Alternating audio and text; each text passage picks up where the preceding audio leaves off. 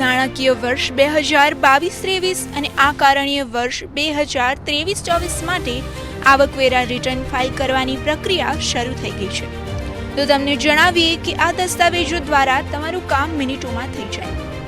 પ્રથમ દસ્તાવેજની વાત કરીએ તો કંપનીમાં એમ્પ્લોયર દ્વારા જારી કરવામાં આવતું ફોર્મ 16, જેની મદદથી દસ્તાવેજનું રિટર્ન ભરવાનું સરળ બન્યું છે. બીજો દસ્તાવેજ છે હોમ લોન સ્ટેટમેન્ટ, જેમાં તમે આવકવેરાની કલમ 24 હેઠળ લોન પર ચૂકવવામાં આવેલા વ્યાજ પર ટેક્સ છૂટનો દાવો પણ કરી શકો છો.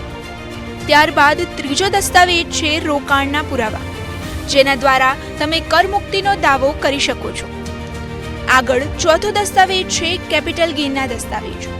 જો તમે મ્યુચ્યુઅલ ફંડ, શેરબજાર અથવા મિલકત દ્વારા રોકાણ કરીને પૈસા કમાયા હોય તો તેને કેપિટલ ગેઇન કહેવાય છે, જેની માહિતી આપવી જરૂરી છે.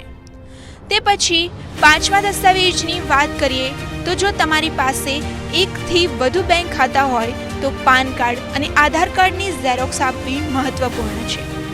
અને છેલ્લા દસ્તાવેજમાં છે પગાર સ્લીપ, જેમાં વ્યક્તિની વાર્ષિક આવક, ડીએ, હાઉસ રેટ વગેરેની માહિતી દર્શાવેલી હોય છે.